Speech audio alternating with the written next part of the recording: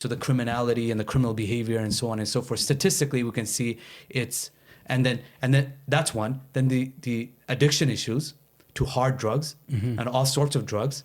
And then if you're not addicted to hard drugs and you're addicted to gaming, that is taking away a significant portion of your time away and so on. So I think when you have that come together, then it becomes an issue. It becomes a toxic mix.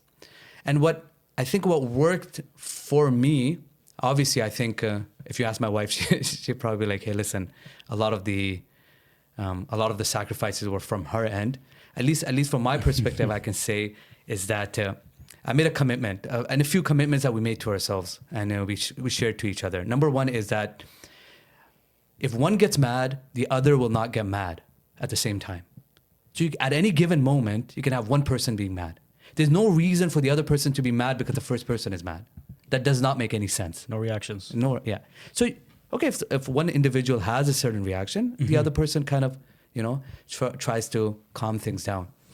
Second thing I think that really works is that not trying to take away the agency of the other. Not trying to tell someone what to do, what not to do, right? Or try to change an individual. At the end of the day, you got married to who you married. And you have chosen that person for better or worse. So if you had chosen that person for who they are, why are you trying to change that individual? It's not a work in progress, so to speak. What if you want to change them to who they can be? That's not your job. That you're not a life coach. You're not their mentor. Aren't you that in married life? No, life I think you can support each other, but I don't think you need to take on that responsibility to change each other. And I think that results in a lot of stress. Like, hey, I see a lot of potential in you. I want you to live up to that. I don't think that's a job of a life partner, so to speak. I think the job of a life partner is to, hey, listen, you want to do this? You want to chill? You want to relax? You don't want to take it to the next level? Fine, I'm here for you. And it's probably good. If one person is like over ambitious, the other person kind of becomes the anchor. Or if both are over ambitious, then they can assist each other, right? So are you speaking in terms of ambition? So you were saying, not telling the other what to do and maintaining each other's agency. But in what capacity? To what level? In every capacity, from as mundane as, hey, listen, can you make me a sandwich, or can you make me a dinner? Can you make me the specific dinner? To something as, hey, listen, I think it would be great if you take on this and make this career move, or I want to move to this place, and no matter what, I need you to follow along. If you do that, then when they make a certain move, you should be ready to follow along too. Then, right?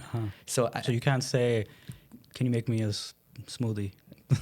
I don't think they should. I just instead of telling someone, because I think it should just come from within, right? If I came here and as soon as I walked in, I said, hey, you asked me, I'd say, hey, Nabil, you know what?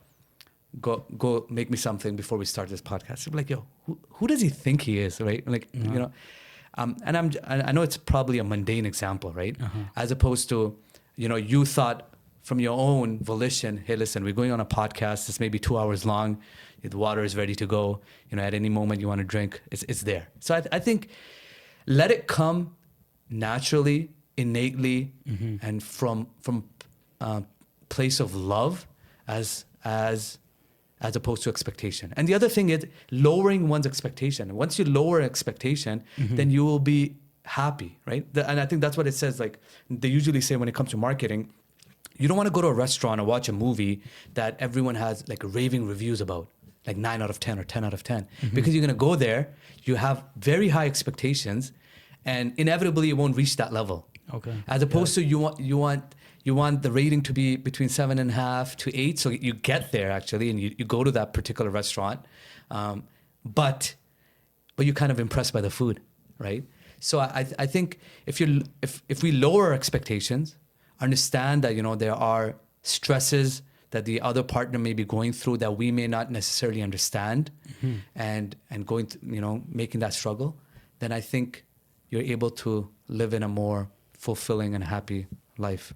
So in terms of your background in law and a lot of cases that you work with, without getting into any specifics or any details, what are some of your learnings in terms of marriages and committed relationships falling apart?